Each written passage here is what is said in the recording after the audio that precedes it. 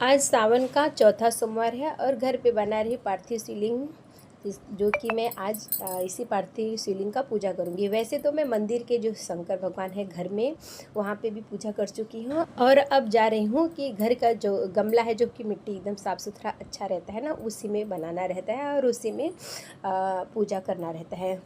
वैसे तो ये जो मिट्टी है ना बहुत ही ज़्यादा गीला है, बन नहीं पा रहा है। कब से जब भी बना रही हूँ ना तो एकदम कैसे चिकना नहीं बन पा रहा है, लेकिन फिर भी पर बनाने की कोशिश कर रही हूँ। और मेरा कब से था कि मुझे पार्थिव शिवलिंग की पूजा करना है, तो फिर ऐसा करते करते 3 सोमवार निकल गया है, तो ये चौथा सोमवार था कि अभी कर ही लेते हैं आज कैसे भी। तो ये है देख सकते हैं कि मिट्टी कैसा फैलता जा रहा है क्योंकि बहुत ही ज़्यादा गीला है, तो कैसे कैसे भी करके बनाई हूँ। तो कहते हैं कि ये पार्थिव शिवलिंग पूजा अपने घर पे ज़रूर ही करना चाहिए, और या फिर आप सावन में करें तो बहुत अच्छी बात है, नहीं तो शिवरात्रि में भी कर सकते हैं या फिर कभी भी कर सकते हैं। इसलिए कहते हैं कि मनोकामना भी अगर आप चाहें ना तो जो भी मनोकामना हो वो पूरी करें, और या फिर मतलब उसके लिए भी आप कर सकते हैं। और अपने हाथ की जो गलत रेखा रहती है ना, मतलब कि जो अच्छा नहीं होने लगा वो भी रेखा बदलते हैं, मतलब अच्छे में चला जाता है। फिलहाल तो मुझे बस ये था कि मुझे भी करना है, बहुत ही अच्छा लगता है मुझे जो है कि पूजा जब तीज त्यौहार आता है ना तो जो समय रहता है उसी हिसाब से पूजा करना अच्छा लगता है कि हर एक चीज़ करो, और मतलब पूजा पाठ ये सब तो ज़िंदगी में रहना ही चाहिए। और थोड़ा सा अलग से ही हो जाता है भगवान के लिए भाव कि आज ये टाइम है तो यही ऐसा करना है। तो देखो करते करते तो मेरा शिवलिंग बन गया है, और अब बनाऊंगी इसमें छोटे से सांप जो कि भगवान के सांप। वैसे तो सिर्फ शिवलिंग ही बना सकते हैं, ज़रूरी नहीं है कि जो जलहरी है वो बनाओ और ये जो भगवान के ऊपर सांप रखा जाता है वो बनाओ, लेकिन अगर बना पा रहे तो बहुत अच्छी बात है। तो वैसे मैं जब जब बना रही हूँ तो एक बना रही दूसरा बिगड़ता जा रहा है, फिर भी पर कोशिश पूरा की हूँ कि बना पाऊँ। और इसके पहले ने मैं यहाँ पे मतलब जो भी पानी था इस गमले में तो सब सूखा करने की कोशिश की कि एकदम ज़्यादा गीला ना हो, लेकिन फिर भी पर अभी भी ये बहुत ही ज़्यादा गीला है। ये गमला ही ऐसा था ना कि एकदम खाली था, मतलब ज़्यादा खाली था, तो इसी में मैं छोटे से ही भगवान शंकर को बना दी हूँ।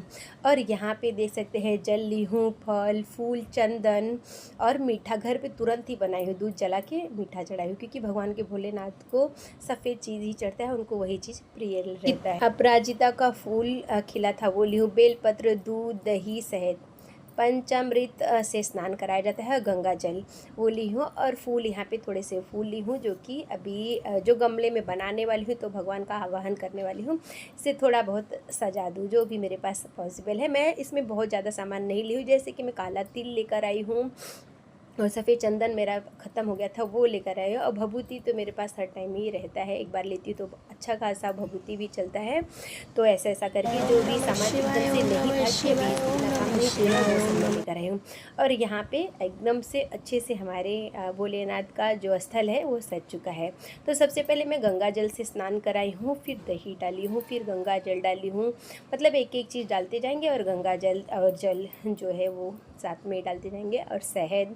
तो पंचामृत से स्नान कराने के बाद अभी भगवान को धूप दीप चंदन भभूति जो जो हम लेकर आए हैं ना, काला तिल वो सब चढ़ाते जाएंगे, और सफ़ेद फूल अगर हो सके तो भोलेनाथ को सफ़ेद जो रहता है कुछ भी चढ़ाने के लिए, जैसे कि दूध दही इसीलिए चढ़ता है कि सफ़ेद उनको बहुत ही प्रिय रहता है।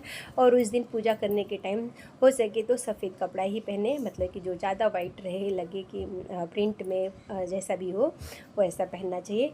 तो ये देखते काला तिल चावल, और चावल ध्यान से देख करके अक्का चावल रहे वो। और यहाँ पे घी का दीपक लगा दी हूँ, ऐसा पूजा पाठ पूरी तरह से करके फल चढ़ाई हूँ, और जो मीठा घर पे चढ़ाई थी वो, और लास्ट में यहाँ पे भभूति चढ़ा दी हूँ। वैसे तो मेरे शंकर भगवान बहुत ही छोटे बने थे, तो ये फूल और पूजा करते करते ना पूरी तरह से ढक गए हैं। तो अभी बस हो गया ना कि अभी मंदिर भी जाना है, तो घर में क्यों हूँ और बालकनी में, ये मेरा पूजा बालकनी में हो रहा है।